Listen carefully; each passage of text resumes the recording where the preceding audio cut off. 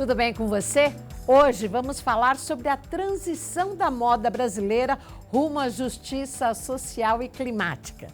Neste Alesp Cidadania, vamos falar de um assunto essencial, mas novo para a maioria da população. Nós recebemos Fernanda Simon, que é presidente da Fashion Revolution Brasil. Tudo bem, Fernanda? Obrigada por estar aqui em nossos estúdios. Olá, eu que agradeço a oportunidade, é um prazer. O que é essa instituição que fala de moda, sociabilidade e também toda essa questão voltada à questão da sustentabilidade? Nós somos uma organização da sociedade civil, existimos há 10 anos, um pouco mais de 10 anos, e nós trabalhamos para trazer a moda para a agenda climática, para incentivar mais sustentabilidade no setor. A indústria da moda ela tem inúmeros impactos sociais, culturais, ambientais. Nós temos questões de trabalho análogo a escravo, que inclusive é uma questão histórica do setor da moda, o setor industrial, têxtil. Então, nós existimos para trazer dignidade para os trabalhadores, para a gente repensar essa forma como nós estamos produzindo as roupas, consumindo, descartando, exigir responsabilidade e, enfim, e trazer para o debate todas essas questões que envolvem a moda, o setor da moda e justiça, né, social, ambiental, climática. Quando foi criada? Foi criada, surgiu em 2013 na Inglaterra, após um acidente que aconteceu em Bangladesh. Bangladesh é o segundo maior produtor de roupas do mundo, então muitas das roupas que nós consumimos aqui no Brasil podem ser produzidas em Bangladesh. E em 2013 um edifício de confecção desabou por questões de precariedade, as pessoas estavam trabalhando lá em condições extremamente precárias. Avisaram, inclusive, que não estavam se sentindo seguros e esse prédio desabou e mais de 1.000 pessoas morreram, mais de 2.000 pessoas ficaram gravemente feridas. As marcas, muitas grandes marcas globais, nem sabiam se estavam produzindo lá ou não. Então, trouxe à tona esta questão da falta de transparência, esta falta de responsabilidade de muitas marcas. Inclusive do trabalho análogo à escravidão em todo o mundo, por conta dessa questão da fast fashion e agora a ultra fast fashion, que é a moda lançada toda semana. Exatamente. E trouxe à tona, né, este acidente que deu origem ao nosso movimento, ele traz essa visibilidade para essas questões por trás das roupas. Inclusive, como bem colocado, o trabalho análogo a escravo ou trabalho extremamente precário e essa forma como nós estamos produzindo, né? Então, se a gente estava falando até pouco tempo atrás sobre os problemas do fast fashion, que é uma forma mais rápida de se produzir, diferente do que a gente conhecia há 30 anos atrás, digamos assim, né? Eu vejo pela minha mãe, pela minha avó, como que esse processo foi se tornando muito mais rápido, né? Então, a gente tem as histórias que comprava o tecido, mandava para a costureira, né? E assim, hoje em dia, em lojas de grandes varejistas, a gente vê roupas chegando toda semana. Mas esse processo ele foi ainda mais acelerado, está sendo cada vez mais acelerado com a entrada das marcas de ultra fast fashion, que são essas marcas de aplicativo estrangeiras que estão... Essas plataformas. Essas plataformas de e-commerce, né, que estão começando a operar no Brasil. Elas facilitam o processo de compra, então torna-se muito mais fácil e ágil para o consumidor, porém, nós sabemos muito pouco sobre os processos produtivos, sobre o que está por trás dessas marcas e, de fato, os produtos apresentados, eles são de baixa qualidade e são vendidos em alto volume, né? Eles trabalham com grandes volumes e que isso, de uma certa forma, acaba virando lixo. Gera todo um desperdício, né? Gera um desperdício, um consumismo, uma velocidade, uma quantidade que não estão alinhadas com os limites naturais do planeta, né? Recursos naturais. Então, quando a gente olha como essas roupas são produzidas, né? Da onde que vêm essas matérias-primas, a maior parte das roupas elas são produzidas de petróleo, né? De plástico, fibras sintéticas. Então, ou de algodão, muitas vezes um algodão transgênico, cheio de agrotóxicos. Então, assim, existem impactos gigantescos de consumo de água, de emissão de gases de efeito estufa. Então, todo esse trabalho da mão de obra, todo esse impacto ambiental para a gente produzir essas roupas, e essas roupas elas acabam se tornando lixo de uma certa forma. Então, essa conta não fecha e por isso que a gente fala muito sobre rever e reverter este modelo, esse sistema produtivo de consumo, de pensamento das nossas roupas. De todo esse processo, né? Exatamente. E esse processo, a gente tem falado várias vezes aqui até no Lesp Cidadania, sobre a questão do lixão do Atacama. Conta pra gente o que é. Exatamente. Bom, existe um território no Atacama que recebe toneladas, é estimado que até 40 mil toneladas por ano de roupas são descartadas ali naquele território. E essas roupas elas são descartadas por conta de uma superprodução. Então, roupa de todo mundo? São roupas geralmente do norte global, muitas vêm dos Estados Unidos mesmo. Existem roupas que nunca foram usadas. Então, são roupas que muitas vezes poderiam ser destinadas de uma outra forma, só que este sistema produtivo das nossas roupas é tão, digamos que, barato, né? É tão, assim, o setor, ele produz tanto e é tão fácil, digamos assim, para ele produzir essa quantidade, que o setor prefere descartar essas roupas, se desfazer dessas roupas de qualquer forma, do que, de fato, trazer um destino e repensar, ou repensar como essas roupas são feitas mesmo, para que não haja essa superprodução, ou cuidar dessa superprodução de uma forma mais responsável. É uma coisa impressionante lá no deserto do Chile, toda essa montanha de roupa que não para de crescer, né? Exatamente. Como é que o Chile aceita tudo isso? Como é que funciona isso? Olha, são questões políticas, assim, né? A gente também tem que considerar que as vulnerabilidades do território. Então, também, a gente, inclusive, temos uma campanha falando sobre essa situação do Atacama. Fizemos 2 edições, a primeira foi o Atacama Fashion Week, agora o Atacama E-Commerce. Inclusive, o Atacama Fashion Week apareceu em todas as TVs, em todas as mídias digitais. Internacionais. E foi partiu do Brasil isso ou de um conglomerado de associações? Partiu do Brasil, mas temos uma organização do Chile em parceria que está lá trabalhando na região. Então, foi uma união mesmo. E a nossa primeira edição, nós trouxemos o objetivo de trazer visibilidade para essa situação. Então, foi o Atacama Fashion Week, então foi um desfile ali no deserto, com as roupas que foram tiradas ali mesmo. Então, assim, para mostrar esta realidade, né, até tinha um clima meio fim de mundo, assim.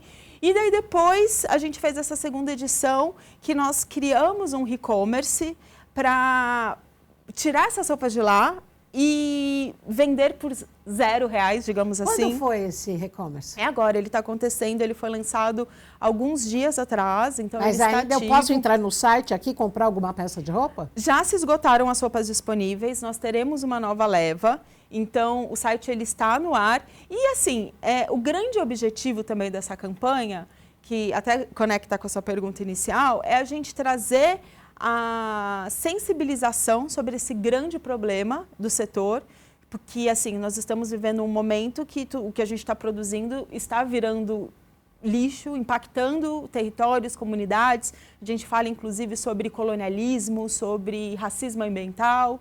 E dessa vez, nessa edição, com esse processo de tirar essas roupas e mostrar que essas roupas elas podem ser vistas como um produto de desejo, afinal a moda, o setor da moda, ele trabalha com isso, com criar desejo, a gente mostra que é possível falarmos sobre soluções, é possível falarmos sobre novos modelos de uso, de desejo dessas roupas. Então, além de trazer essa sensibilização sobre o problema, nós queremos trazer uma provocação de que o lixo ali do setor pode ser transformado, pode ser visto como luxo, como um produto novo, como uma peça nova, como algo como as roupas que estão nas lojas, né? Voltar para o uso, enfim, trazer um novo olhar. Então, e assim, mais uma vez, é uma provocação para que todos nós, e que principalmente as empresas, sejam mais responsáveis e repensem esse modelo produtivo e esse modelo de descarte. Como é que você está vendo aí? Como é que os grandes conglomerados veem isso? Olha, vocês começaram a incomodar? Eu acho que quando o Fashion Revolution surgiu como movimento ativista, questionando nossa primeira campanha, nós trouxemos o mote de quem fez minhas roupas. Então, esse questionamento em todas as redes sociais, hashtag, é um movimento que ele é global. Hoje nós estamos presentes em praticamente 70 países. Então, somos um movimento global. Já foi possível de perceber muitos avanços no setor por conta das nossas ações. Então, quando a gente começou, eu faço parte desde o começo, eu sinto que sim, havia uma certa resistência das grandes marcas. Mas, ao longo do tempo, a gente começou a criar uma estratégia e projetos também de incentivo ao diálogo. Porque nós acreditamos que não é sobre colocar a culpa, apontar o dedo, mas sim construir pontes, sentar para conversar, entender as dores e trazer provocações e pensar em soluções em conjunto. Então, assim, a gente tem uma frente de diálogo com as grandes marcas, pressionando, incentivando maior transparência, que elas disponibilizem as suas informações, criem metas mais ambiciosas. Então, e a gente vem percebendo que ao longo dessa década de atuação, essas marcas, né, principalmente aqui no Brasil, aqui falando de Fashion Revolution Brasil, a gente percebe que grandes marcas que atuam no território brasileiro, ou marcas brasileiras, elas vêm buscando se comprometer mais. Então, acredito que existe algum avanço. Obviamente, existem alguns pontos que são um pouco mais desafiadores. A gente vê que compromisso com desmatamento, por exemplo, é algo que ainda não está tão avançado, digamos assim, dentro dessas grandes marcas. Mas essa é a jornada, né? Como que atuam o Comitê Racial e de Diversidade da Fundação, os comitês? Nós temos o Comitê Racial e da Diversidade, já acho que agora vai completar 5 anos.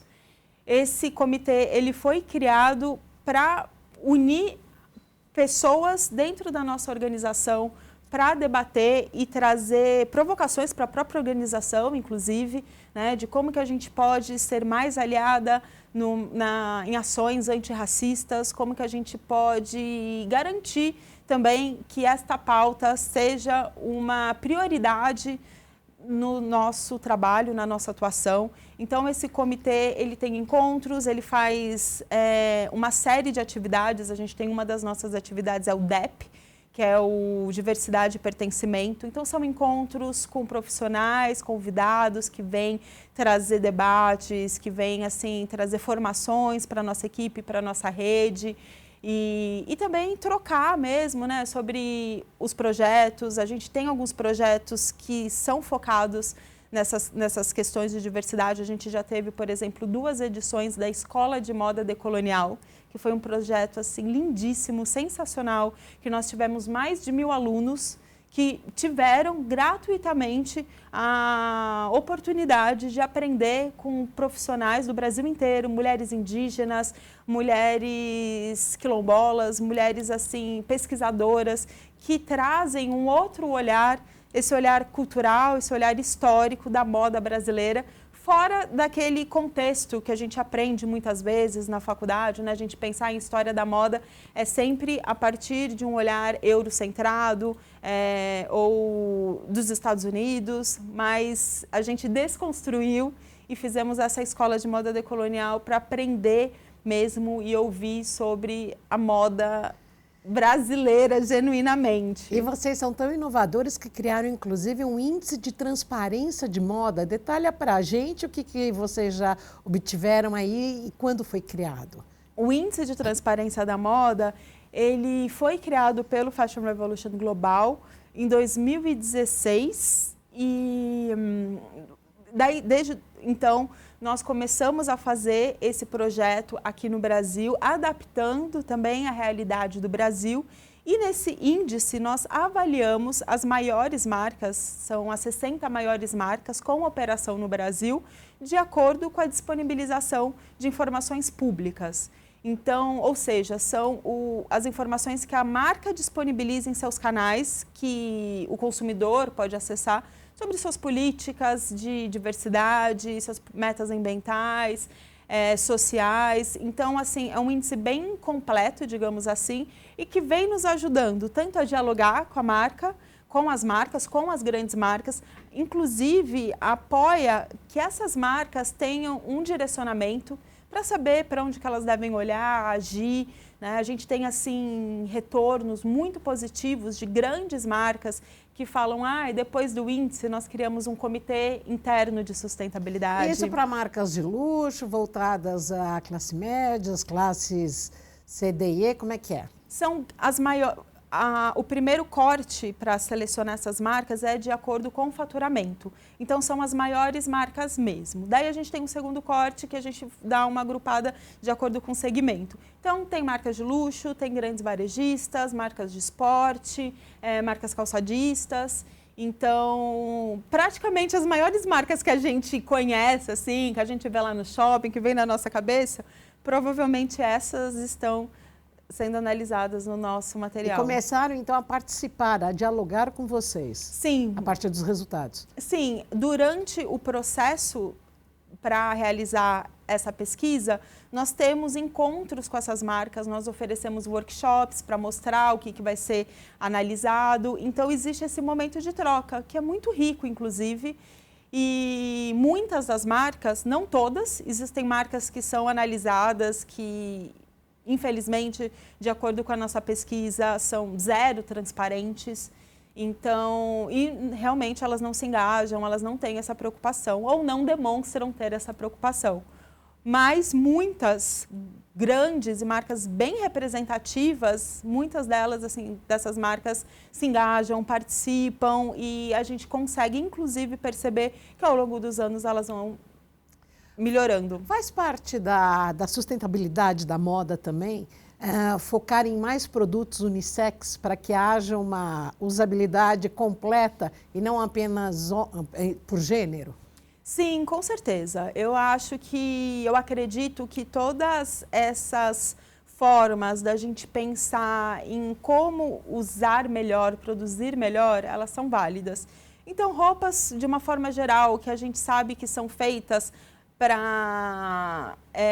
que podem ser usadas mais, sabe, com mais qualidade, de formas diferentes. Assim, a gente sair daquele lugar de produzir tendências que são tão passageiras, né, que a gente pode dizer que existe um lugar da moda de criar essa tendência que cada vez está mais acelerada, inclusive por conta desse modelo produtivo, que às vezes são tendências tão passageiras, tão rápidas, que a gente está produzindo mais uma vez lixo. Então, quando a gente pensa em criar roupas, né, inclusive tem um movimento que se popularizou, que surgiu na Europa, muito baseado no movimento do slow food, da alimentação lenta, né, para se contrapor, inclusive, com o fast food, também surgiu o slow fashion, o movimento da moda lenta, também para se contrapor ao fast fashion.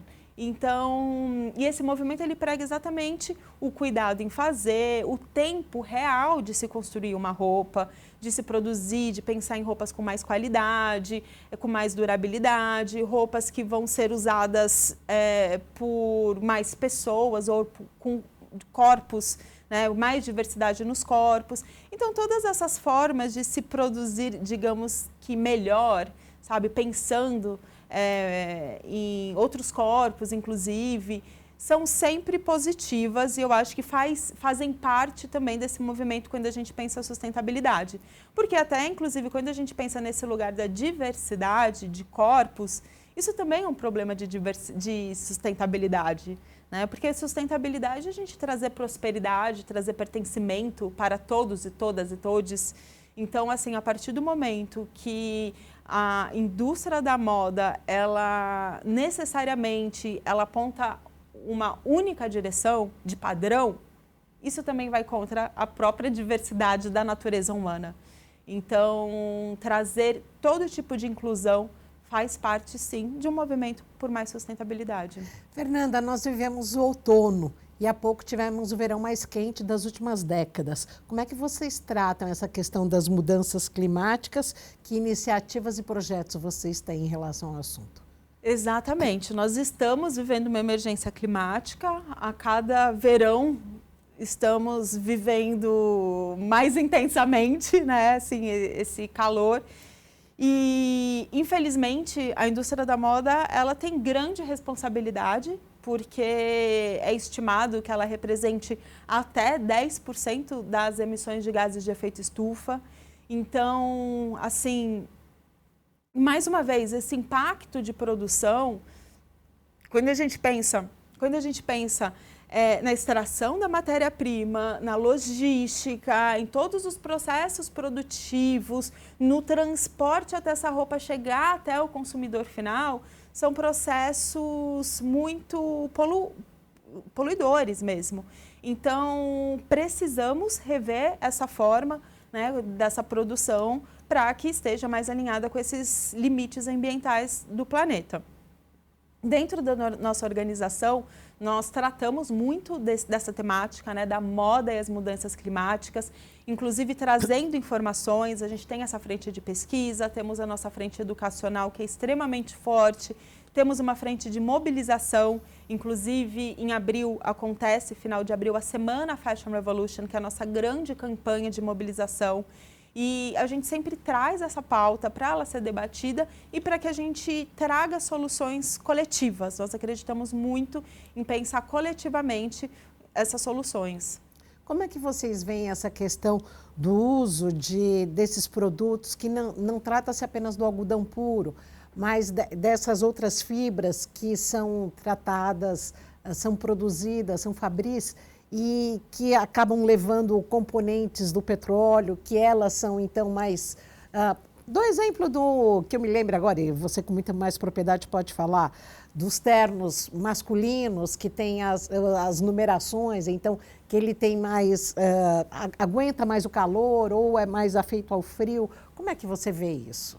Olha, existem tecnologias que elas podem trazer inúmeros benefícios até para a nossa saúde, e eu acredito que a tecnologia deve ser uma grande aliada para a sustentabilidade de uma forma geral.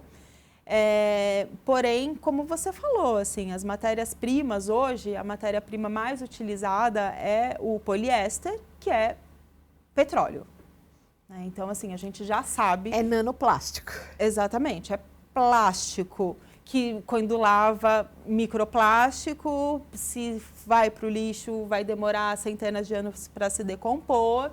Então, nossas roupas, basicamente, hoje são feitas de plástico. Ou que sai pelo depósito da lavadora, né? Exatamente, os microplásticos de lavar. São soltos ali no momento da lavagem, por exemplo. Então, vão parar até no corpo humano. Exatamente. E a segunda matéria-prima mais utilizada é o algodão, só que vale lembrar que hoje esse algodão ele é produzido em larga escala, com alto uso de agrotóxicos, com sementes transgênicas, no processo de monocultura, que também vai contra processos produtivos que sejam de fato mais sustentáveis. Né? E então, assim, inclusive aqui no Brasil existem pesquisas, relatórios que comprovam o crescimento da nossa produção de algodão com o desmatamento do cerrado. Né? Então, assim, muito preocupante, né? É muito preocupante. Então, também a gente tem que trazer esse olhar atento e quando vai pensar que o algodão é uma fibra natural, não é mais tão natural assim, né? Assim, todo esse processo produtivo, infelizmente, ele é bem impactante também. Vamos voltar a falar do Atacama Recommerce, que primeiro vocês fizeram um desfile, o desfile de moda no lixão do Atacama, no Chile, onde as maiores indústrias multinacionais acabam depositando lá as suas roupas que não foram vendidas, não foram comercializadas, portanto, próprias para uso. E aí teve a primeira etapa, a primeira temporada do Recommerce, sucesso total. Como é que foi a questão primeiro, da logística de abastecer o site no sentido de informar tamanho, informar cor? Como é que foi feito isso? Então, nós temos um parceiro, uma organização do terceiro setor também, lá do Chile, que trabalha nessa região. Então, eles são os responsáveis, eles já fazem isso, eles têm conhecimento desse território, dessas roupas. Então, eles fazem essa coleta. A catalogação. Isso, eles que fizeram todo esse trabalho de catalogação, de recolhimento, de limpeza, né, higienização dessas roupas. Então, foi tudo feito por uma organização que está lá trabalhando e atuando exatamente para isso. Então, teremos novos lotes à disposição, né, no nosso site, no Recommerce. Óbvio que o transporte não deve ficar barato, né, do Chile para o Brasil, porque deve ser feito por via aérea. Mas o que vale aí é o foco, é a questão do porquê, né, o propósito. Exatamente. A nossa provocação maior é para pensar sobre todo esse problema, sobre toda essa lógica de produção e descarte, e também mostrar que, olha, talvez você não vá comprar lá do Recommerce do Atacama, mas a gente também pode ter esse novo olhar para o que está mais próximo da gente, inclusive, e também até quando a gente for pensar naquela nova blusinha, ou quando a gente for, inclusive, cobrar dos nossos políticos, né, por mais... por políticas públicas mesmo que considerem a produção de moda de uma forma mais ética, mais responsável. Então, esse projeto ele deve ser visto mais como uma provocação para a gente repensar esse modelo, repensar sobre as nossas roupas e como que a gente pode trazer mudanças, tanto no nível pessoal, individual, mas sempre também coletivo e trazendo responsabilização para todos os envolvidos. E na prática eu vou pagar o frete, mas eu pago também imposto para nacionalizar esse produto? Eu acredito que é só o frete mesmo. Já que não tem valor de comercialização de nota. Exatamente. Ah, então tá bom. Gostaria que você deixasse tanto o site do e-commerce quanto da instituição, da Revolution Brasil. O nosso site é Fashion Revolution Brasil, também estamos nas redes sociais, no Instagram, Fash_Have_Brasil e também, bom, em LinkedIn e outras redes. O site também é o Recommerce, Atacama Recommerce. E estamos à disposição, convidamos a todas e todos a nos acompanharem, fazerem parte. Temos ações, equipes, muitos projetos, muitos materiais, todos gratuitos, disponíveis para download em nossas redes. Então, venham com a gente. Para o segundo semestre, algum grande evento que vocês estão programando? Olha, a nossa próxima campanha, a grande campanha, é a Semana Fashion Revolution, que serão dezenas de ações. Dezenas não, centenas. Ano passado foram mais de 900 ações pelo Brasil, construídas coletivamente por essa rede. Então, nós temos centenas de estudantes, embaixadores, docentes, embaixadores, representantes locais pelo Brasil que estão organizando essa campanha. Será do dia 22 ao dia 27 de abril. Agora ainda, não é nem no segundo semestre, não, vamos focar aqui agora que a gente tem ainda essa nossa grande ação, que estamos bem ansiosos. Este ano, inclusive, o nosso tema é Pense Global, Haja Local, e já puxando até o gancho, né, desse nosso... Exato, também. Atacama Fashion Week, Recommerce do Atacama, toda essa problemática e também já pensando em COP, com certeza, trazendo esse olhar para o que é nosso e como que o Brasil pode ser, de fato, um protagonista nesta transformação da moda neste momento tão crucial. A COP que será realizada em novembro em Belém, né? Exatamente. Olha, muito obrigada pela sua participação. Eu que agradeço, foi um prazer enorme. Muito obrigada. Hoje, no Alesp Cidadania, nós conversamos com Fernanda Simon, que é presidente da Fashion Revolution, diretora executiva da Fashion Revolution Brasil, responsável aí por inúmeros eventos. E olha, você que ouviu falar ainda há pouco do Fashion Week lá no deserto do Atacama, no Chile, fique ligado também no Recommerce, na segunda temporada do Recommerce, que você poderá comprar peças lá do deserto do Atacama, pagando apenas o transporte. Muito obrigada pela sua audiência. Rede Alesp multiplataforma.